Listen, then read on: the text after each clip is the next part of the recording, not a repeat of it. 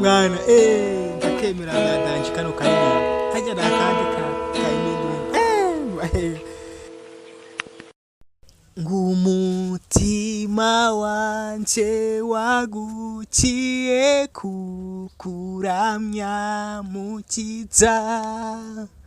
we soko y'ibyiza n'igikundiro n'ibishimwa byose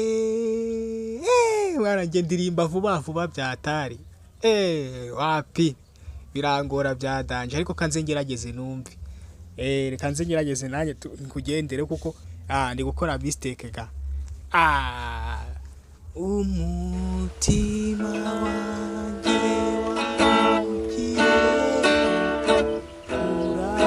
uramukiza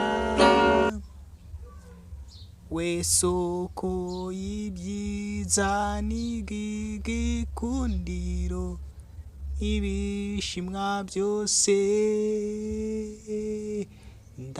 ndamanutse ndaje nciye bugufi